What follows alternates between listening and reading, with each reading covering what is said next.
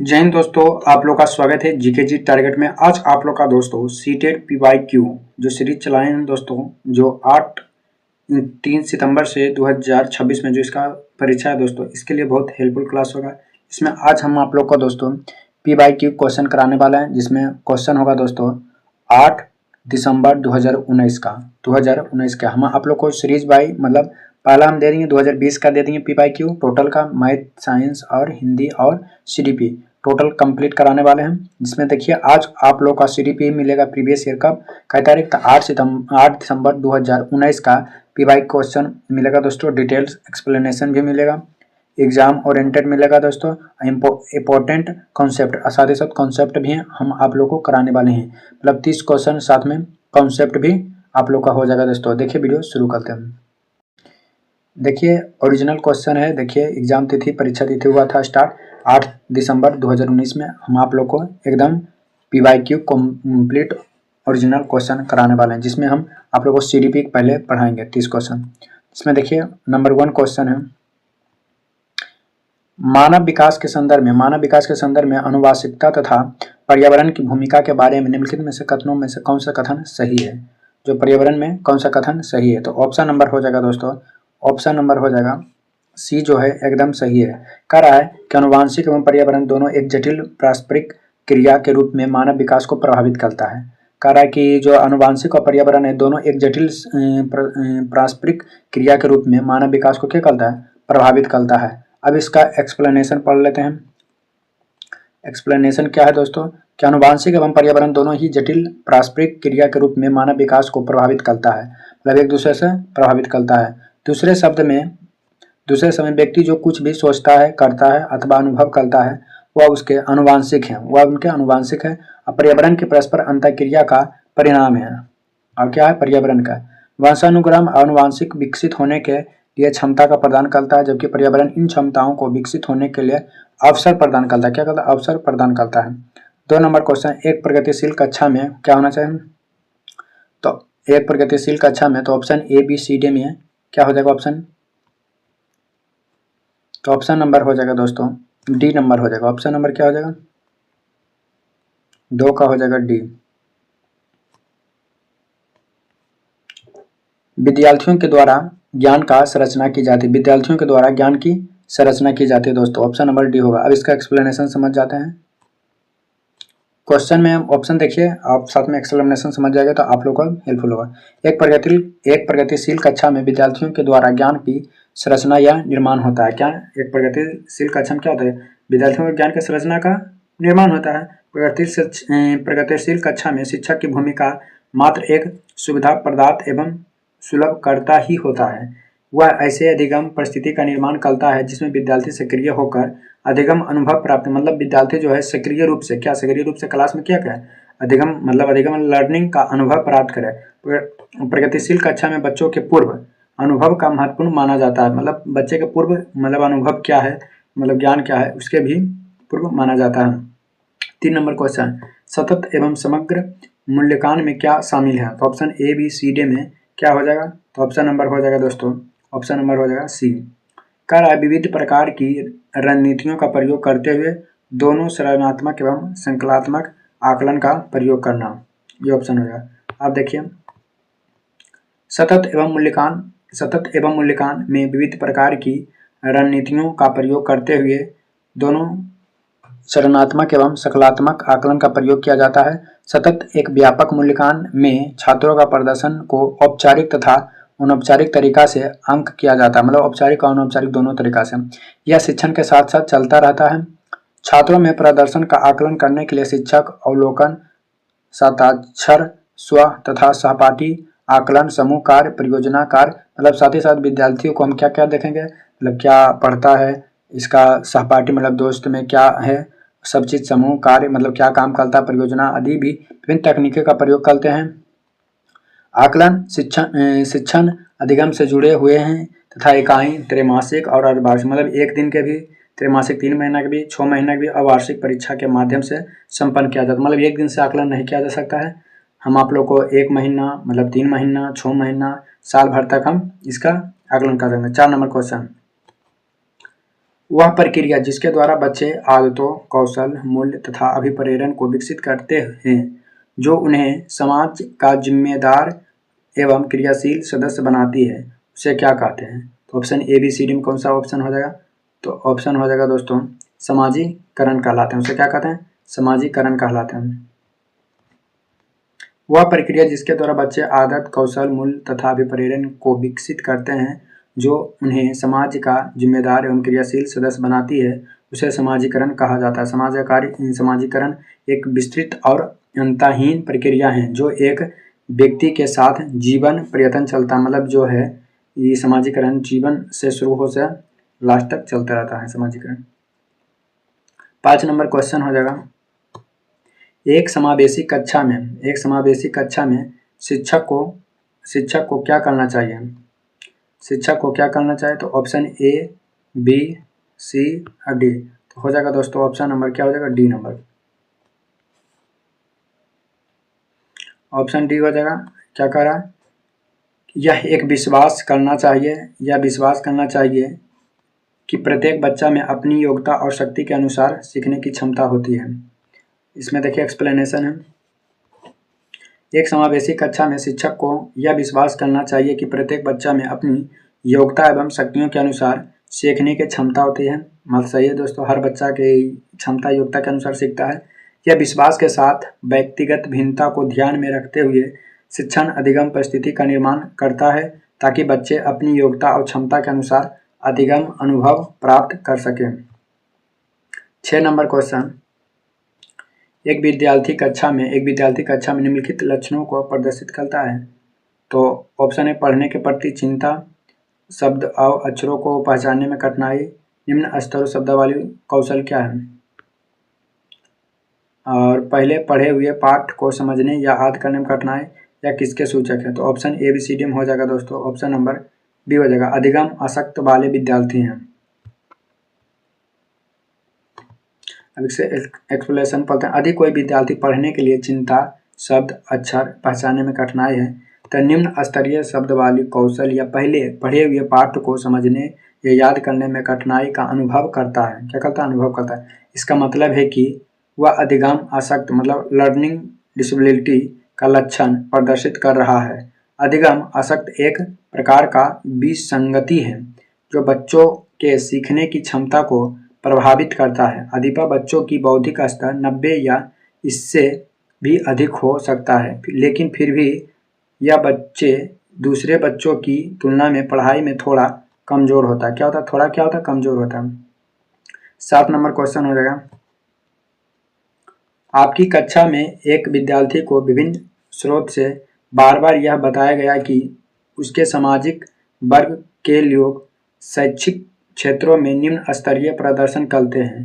इसे रूढ़वादिता एवं परिमाणिक रूढ़वादिता अंशक के प्रभाव को कम करने के लिए एक शिक्षक को क्या पहल करना चाहिए? तो option A, option B, option C, option D में हो जाएगा। तो ऑप्शन नंबर क्या हो जाएगा? सी दोस्तों।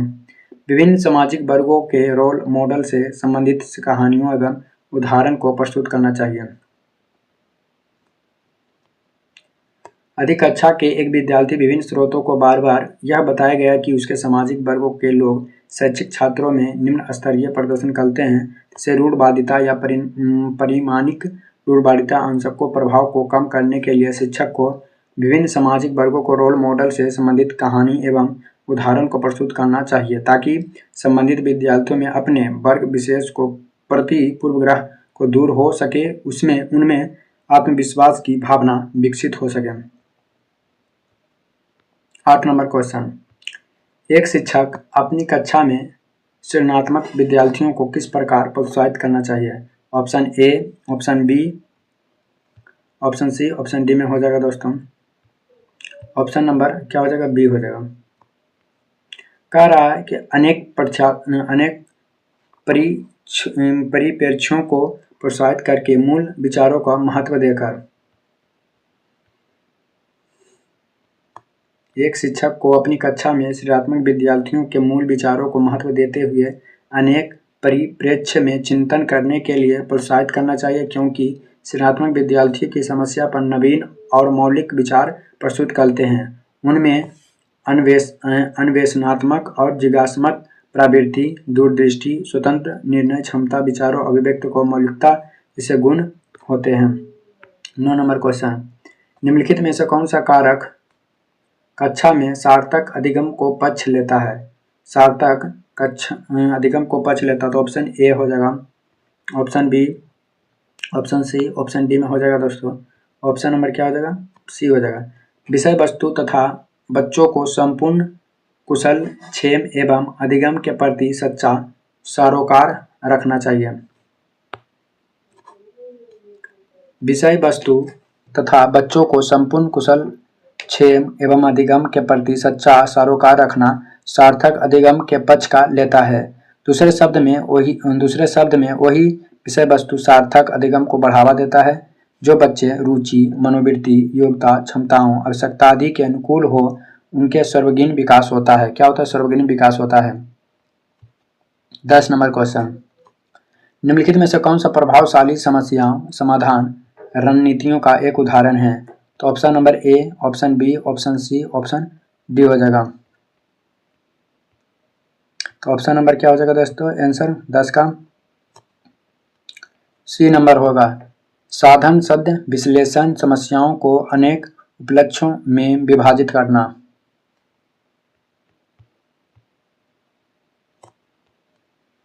साधन शब्द विश्लेषण समस्याओं को अनेक उपलक्ष्य में विभाजित करना प्रभावशाली समस्या समाधान रणनीति का एक मुख्य उदाहरण है। समस्या समाधान व्यक्ति के द्वारा अपने लक्ष्य को प्राप्त करने के लिए जानबूझकर किए जाने वाले ऐसा व्यवहार है जिसमें अवरोध को दूर करने के लिए किन्हीं नवीन विधियों का प्रयोग किया जाता है। समस्या समाधान के लिए अनुगामी कार्य संपादन, उपलक्ष्य विश्लेषण तथा साधन शब्द विश्लेषण जैसे व्यू रचनाओं का प्रयोग किया जाता है। साधन शब्द विश्लेषण में वर्तमान स्थिति या वांछित स्थिति के अंतर को कम करने का प्रयास किया जाता है। 11 नंबर क्वेश्चन, एक शिक्षक एक समावेशी कक्षा में विशेष योग्यता वर्ग वाले अधिगमकर्ताओं की आवश्यकताओं को किस प्रकार से बता सकते हैं, संबोधित कर सकते हैं या बता सकते हैं? तो ऑप्शन ए है, option B, option C, option D. तो हो जाएगा आंसर दोस्तों ऑप्शन नंबर सी हो जाएगा। प्रत्येक विद्यार्थी के अधिगम का सशक्त पक्षों एवं कमजोरियों का विश्लेषण के आधार पर विशिष्ट अधिगम उद्देश्य का विकसित करता है। अब इसका एक्सप्लेनेशन समझेगा। एक कक्षा को एक समावेशी कक्षा में विशेष योग्यता वाले वर्ग वाले अधिगमकर्ताओं की आवश्यकताओं को संबोधित करने के लिए प्रत्येक विद्यार्थी का अधिगम का सशक्त पक्ष एवं कमजोरियों के विश्लेषण के आधार पर विशिष्ट अधिगम उद्देश्य को विकसित करना चाहिए ताकि प्रत्येक विद्यार्थी अपनी आवश्यकताओं और क्षमताओं के अनुसार अधिगम अनुभव प्राप्त कर सकें। 12 नंबर क्वेश्चन, शिक्षक कक्षा में पढ़ाने में ध्यान न देने वाले बच्चों से किस प्रकार बर्ताव कर सकते हैं? शिक्षक कक्षा में पढ़ाने में ध्यान न देने वाले बच्चों से किस प्रकार बर्ताव कर सकते हैं? तो ऑप्शन ए में हो जाएगा, ऑप्शन बी, ऑप्शन सी और डी में। ऑप्शन नंबर हो जाएगा दोस्तों बी नंबर हो जाएगा। उनसे बात करके तथा उनकी अरुचि का कारण जानने की कोशिश करें, मतलब जिसमें अरुचि न है।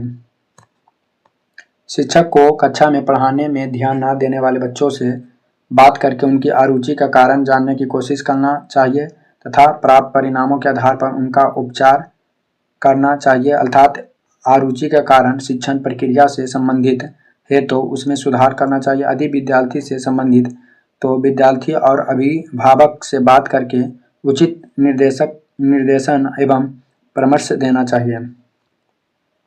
13 नंबर क्वेश्चन, संरचनावादी उपागम बताता है कि ज्ञान की संरचना के लिए अत्यंत आवश्यक है। क्या आवश्यक है? तो विद्यार्थी के पूर्व ज्ञान। संरचनावादी उपमांग बताता है कि विद्यार्थी के पूर्व ज्ञान की संरचना के लिए अत्यंत आवश्यक है। संरचनावादी उपांग के अनुसार विद्यार्थी वस्तुओं एवं उनके समक्ष प्रस्तुत की गई गतिविधियों की सक्रिय रूप से पुराने अनुभवों को नए विचारों से जोड़ते हुए ज्ञान का सृजन करते हैं। इसमें ज्ञान का निर्माण अधिगमकर्ता के पूर्व ज्ञान पर आधारित होते हैं। शिक्षण के रचनावादी उपांगों को बढ़ावा देने के कार्य जीन पियाजे और वायतोस्की ने किया था। 14 नंबर क्वेश्चन, बच्चे अनेक घटनाओं के बारे में सहज अनुभूति सिद्धांत की संरचना करते हैं। इस पृष्ठभूमि में शिक्षक को क्या करना चाहिए? Option number A, option B, option C, option D. तो ऑप्शन नंबर हो जाएगा डी दोस्तों। संवाद के द्वारा बच्चों की इन अवधारणाओं को चुनौती देना चाहिए। बच्चे अनेक घटनाओं के बारे में सहानुभूति सिद्धांत की संरचना करते हैं। इन पृष्ठभूमि में एक शिक्षक के संवाद के द्वारा बच्चों की इन अवधारणाओं को चुनौती देनी चाहिए। वायतोस्की के अनुसार संवाद महत्वपूर्ण औजार होता है जिसके माध्यम से अधिक कुशल व्यक्ति, अभिभावक एवं शिक्षक बच्चों की सहानुभूति सिद्धांत में सुधार करना, परिवर्तन करना में सहायता करना चाहिए। 15 नंबर क्वेश्चन, निम्नलिखित में से कौन सा शिक्षण अधिगम के लिए एक प्रभावशाली शिक्षण प्रणाली नहीं है? तो option A, B, C, D में जो नहीं है तो ऑप्शन नंबर हो जाएगा सी दोस्तों। दिए गए ज्ञान को दोहराने पर ध्यान केंद्रित करना।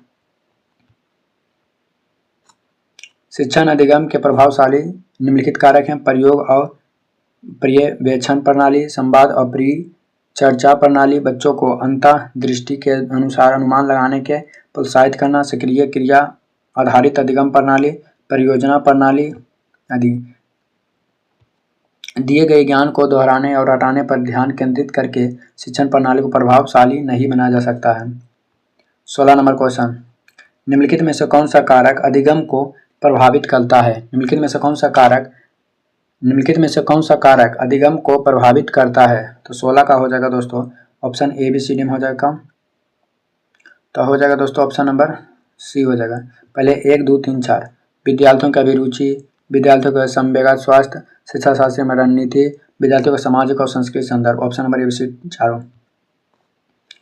अधिगम को प्रभावित करने वाले कारक निम्नलिखित में विद्यार्थियों का अभिरुचि होना चाहिए, मतलब अभिरुचि भी होना चाहिए, संभाविक स्वास्थ्य भी होना चाहिए, विद्यार्थी रणनीति भी होना चाहिए, सामाजिक और संस्कृति भी होना चाहिए, विद्यार्थी की सीखने की इच्छा भी होना चाहिए, विषय वस्तु का स्वरूप होना चाहिए, शिक्षक का विषय ज्ञान होना चाहिए, मतलब टीचर का भी शारीरिक और मानसिक स्वास्थ्य आदि होना चाहिए। 17 नंबर क्वेश्चन, निम्नलिखित में से क्या ज्ञान के सार्थक संरचना की प्रक्रिया का एक महत्वपूर्ण पहलू है? तो option A, B, C, D में हो जाएगा। क्या हो जाएगा दोस्तों आंसर? तो आंसर हो जाएगा दोस्तों ऑप्शन नंबर डी, सामाजिक पारस्परिक क्रियाएं। सामाजिक क्रियाओं ज्ञान के सार्थक संरचना की प्रक्रिया का एक महत्वपूर्ण पहलू है।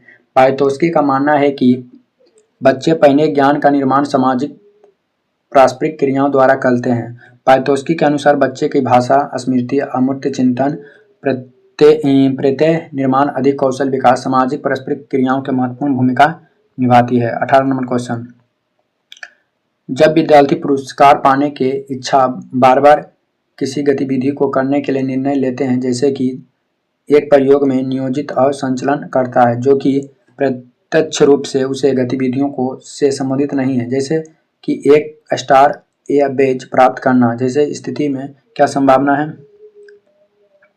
तो एबीसीडी में हो जाएगा ऑप्शन नंबर डी, अधिगम के प्रति भौतिकवादी अभिवृत्ति का विकास।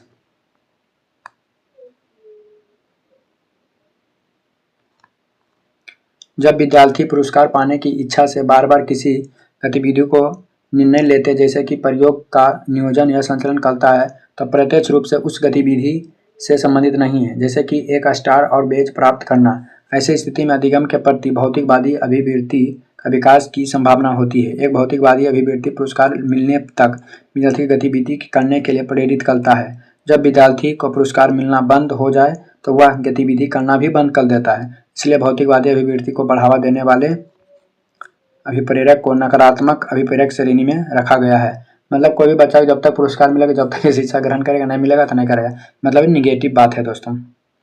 19 नंबर, संज्ञान और संवेग के बीच में किस प्रकार का संबंध होता है? तो ऑप्शन ए, बी, सी और डी। तो ऑप्शन नंबर हो जाएगा दोस्तों सी नंबर, ये द्विदिशीय हैं और दोनों के बीच का एक गतिशील पारस्परिक क्रिया होता है दोस्तों। ऑप्शन नंबर क्या हो जाएगा? सी हो जाएगा। देखिए एक्सप्लेनेशन। संज्ञान और संवेग के बीच में द्विदिशीय दोनों के बीच का एक गतिशील पारस्परिक क्रिया का संबंध होता है। संवेग और संज्ञान एक दूसरे को प्रभावित करता है और प्रभावित भी होते हैं। उदाहरण के लिए जब व्यक्ति उत्तेजित दशा में होते हैं तो उसके सोचने, समझने और स्मरण करने की क्षमता का लोप हो जाता है। इसी प्रकार जब व्यक्ति में उच्च संज्ञानात्मक योग्यता होती है तो वह अपने संवेग पर उचित नियंत्रण भी स्थापित कर लेते हैं। 20 नंबर क्वेश्चन, निम्नलिखित में से कौन सी मध्य बाल अवस्था की विशेषता है? तो ऑप्शन ए, बी, सी में कौन सा हो जाएगा? ऑप्शन नंबर हो जाएगा दोस्तों बी नंबर। बच्चे तार्किक एवं मूर्त रूप से सोचना प्रारंभ कर देता है। मध्य बाल अवस्था में बच्चे तार्किक एवं मूर्त रूप से सोचना प्रारंभ कर देता है। कोल के अनुसार मध्य बाल अवस्था 6 से 12 वर्ष की आयु होती है। पियाजे ने इस अवस्था को मूर्त सक्रियात्मक अवस्था कहा जाता है, जिसमें बालक तार्किक और मूर्त रूप से चिंतन करने लगता है। इसी अवस्था में विलोपीय और संरक्षण की जैसे गुणात्मक मानसिक योग्यताओं का विकास होता है। 21 नंबर क्वेश्चन, परिवार एवं पास पड़ोस समाजीकरण के कौन सा कारक हैं? तो ऑप्शन नंबर हो जाएगा दोस्तों ए, प्राथमिक एजेंसी है दोस्तों। कौन? प्राथमिक। परिवार और पास पड़ोस बच्चों की समाजीकरण की प्राथमिक एजेंसी है। बालक जन्म के बाद परिवार के ज्यादा से ज्यादा सदस्य के संपर्क में आता है और उनके क्रियाकलाप तथा उनके व्यवहार, तौर तरीका, उनके विविध स्वरूप जैसे कि क्रोध करना, चिल्लाना, हंसना, हाथ भुजा, पैर और हिलाने की अनुक्रिया के कारण अंकुरण करते। इसी प्रकार विशेष भाव भंगित उसे परिवार के लोगों और घुलने मिलने में, उसके स्वयं के जुड़ने में सहायता मिलती है। इस प्रकार के स्थान और गांवों जहां बच्चों का बड़ा होता है उससे उनका पास पड़ोस बनता है। पास पड़ोस भौतिक और सामाजिक वातावरण में उसका समाजीकरण करता है। 22 नंबर क्वेश्चन, बाल अवस्था की अवधारणा से क्या अभिप्राय है? तो 22 नंबर का क्वेश्चन हो जाएगा option A, B, C, D में हो जाएगा ये दोस्तों। समकालीन सामाजिक संरचनावादी मनोवैज्ञानिक के अनुसार यह एक सामाजिक संरचना है। समकालीन सामाजिक संरचनावादी मनोवैज्ञानिक के अनुसार बाल अवस्था एक सामाजिक संरचना की अवस्था है। बाल अवस्था में समाजीकरण की गति तीव्र हो जाती है। बालक समाज के प्रत्येक संपर्क आ जाता है, जिसके फलस्वरूप उसका सामाजिक विकास तीव्र गति हो जाता है। बाल अवस्था के समूह में सदस्यता, सामाजिक गुण, बहुमुख प्रवृत्ति, सामाजिक स्वीकृत के चाह, मित्र चयन आदि सामाजिक गुण का विकास होता है। 23 नंबर क्वेश्चन, समाज में विभिन्न लिंग के लिए उपयुक्त मानी जाने वाली प्रारूपिक विशेषताओं के बारे में जन सामान्य की अवधारणाओं से क्या होना चाहिए? तो ऑप्शन नंबर जेड, जेंडर रूढ़वादिता। समाज में विभिन्न लोगों के लिए उपयुक्त मानी जाने वाली प्रारूपी विशेषता के बारे में जन सामान्य की अवधारणाओं को जेंडर रूढ़वादिता कहते हैं। प्रत्येक समाज में पुरुष और महिलाओं के लिए अलग अलग पोशाक, भूमिकाएं, जिम्मेदारी निर्धारित हैं। भूमिकाओं को जिम्मेदारी या विभाजन परिवार और समाज में उनके समाजीकरण को निर्धारित करता है तथा यह पुरुष और महिलाओं के प्रति भेदभावपूर्ण रवैया लिंग रूढ़वादी का कारण बनता है। 24 नंबर क्वेश्चन, हाल ही में पाठ्यचर्या में ऐसी कहानियों को शामिल करने के लिए विवेकशील प्रयास किया गया है कि जिसमें पिता घर के कार्यों में लगा रहता है और माता साहसी गतिविधियों को करता है। यह कदम किस लिए महत्वपूर्ण है? आंसर में यह जेंडर रूढ़वादिता को समाप्त करता है। हाल ही में पाठ्यचर्या में ऐसी कहानी शामिल करने के लिए विवेकशील प्रयास किया गया है जिसमें पिता घर की कार्यों को लगा रहता है, माता साहसी गतिविधियों को करते हैं। यह कदम जेंडर रूढ़वादी को समाप्त करना है। आमतौर पर यह पाठ पुस्तक में पुरुषों को घर के मुखिया, मालिक और संपत्ति को देखभाल करने वाला और सहकर्मियों को संलग्न माना जाता है, जबकि महिलाओं को घर संभालने, बच्चों को बड़े बूढ़े को देखभाल और घर में कार्यों को संलग्न माना जाता है। यह लैंगिक रूढ़िवादी का कारण बनता है। अप्रगतिशील समाज का अभिशाप। क नंबर को 25 नंबर को बायतोस्की के अनुसार जब एक वयस्क बच्चे की निष्पादन के वर्तमान स्तर को सहयोगी द्वारा विस्तृत करता है तो उसे क्या कहते हैं? क्या कहते हैं दोस्तों? ऑप्शन नंबर बी, ऑप्शन ढांचा या पड़ाव कहते हैं। बायतोस्की के अनुसार जब एक वयस्क बच्चे के निष्पादन में वर्तमान स्तर को सहयोगी द्वारा विस्तृत करता है तो उसे पड़ा या ढांचा निर्माण करते हैं। दूसरे शब्द में जब कोई बड़ा व्यक्ति जैसे कि माता पिता शिक्षक बालक को कोई खेल या व्यवहार सिखाता है तो उससे अंतःक्रिया या संवाद करता है। इस क्रिया को ढांचा निर्माण कहते हैं। इसे संवाद में अंतःक्रिया का महत्वपूर्ण भूमिका होता है। 26 नंबर क्वेश्चन। नूर विद्यालय में अपना लंच बॉक्स लाना भूल गई है तथा यह कहते हुए तन्या से उसका लंच साझा करने के लिए कहा, तुम्हें आज अपना लंच मेरे साथ साझा करना चाहिए क्योंकि कल मैंने तुम्हारे साथ अपना लंच साझा किया था। लॉरेंस कोहलबर्ग के नैतिक विकास के सिद्धांत के अनुसार नूर का कथन अभिन्यास प्रारूप का अवस्था है तो ऑप्शन नंबर हो जाएगा सी दोस्तों, मतलब आदान प्रदान परंपरागत है दोस्तों।